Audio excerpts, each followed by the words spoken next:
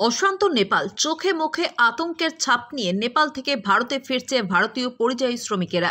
Gen জেডের প্রতিবাদে কার্যত রণক্ষেত্রের চেহারা নিয়েছিল নেপাল। তবে এদিন সকাল থেকে নেপালে কোনো অশান্তির খবর না থাকলেও ছন্দে ফিরতে মরিয়া নেপাল। অন্যদিকে অশান্ত নেপালের পরিস্থিতি দেখে চোখে মুখে আতঙ্কের ছাপ নিয়ে নেপাল ছেড়ে ভারতে ফিরছেন ভারতীয় পরিযায়ী শ্রমিকরা। কেউ বলছেন খাবারের জন্য হাহাকার, কেউ বা বলছেন চোখের সামনে আগুন জ্বলতে দেখে আতঙ্কিত, আবার কেউ কেউ বলছেন মনে হয়েছিল ভারতে ফিরতেই পারবো না। তবে ভারত নেপাল সীমান্তের পানি ট্যাঙ্কি এসে পৌঁছতেই কিছুটা হলেও স্বস্তি মিলেছে। ঠিক তেমনই আলিপুরদুয়ারের দুই পরিযায়ী শ্রমিক স্বপন দেবনাথ এবং তপন দেবনাথ সম্পর্কে দুইজনে বাবা এবং ছেলে রাজমিস্ত্রির কাজে পাড়ি দিয়েছিল নেপাল। তবে তারা ভাবেনি কোনো সময় যে একটা অশান্তির পরিবেশ তৈরি হবে নেপালে।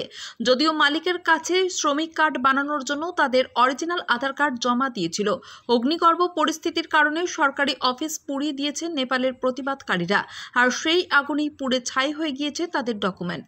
ভয়ে বাড়ি ফিরেছেন তারা। কবে ভারত নেপাল সীমান্তে ভারতীয় অরিজিনাল নথি না থাকলে প্রবেশ করতে দিচ্ছে না সীমান্তে প্রহরারত এসএসবি। এখন কি করবেন কিছুই বুঝে উঠতে পারছেন না তারা। দুইজনেই বলছেন ব্যাপক সমস্যায় পড়েছি, কি করব বুঝতেই পারছি না। বিষয়টা যদি রাজ্য সরকার দেখেন তাহলে হয়তো বাড়ি ফিরতে পারবো। কি নাম তোমার? তপন দেব। কি সমস্যা কি হয়েছে?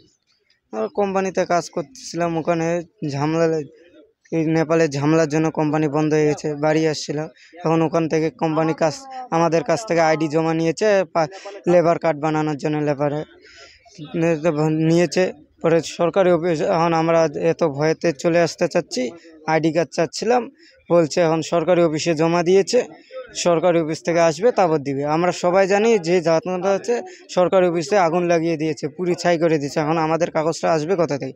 ওরা বলছে, কোম্পানির লোক বলছে আজকে এই কোম্পানি কাজটা করো, কিছু কাজ আছে ওটা শেষ করে তোমরা যাও, যে তোমাদের পৌঁছে দেবো। কারণ আইডি কার্ড নেই, আমাদের যাবো কেমন করে কাজটা শেষ করে? এটাই প্রবলেম।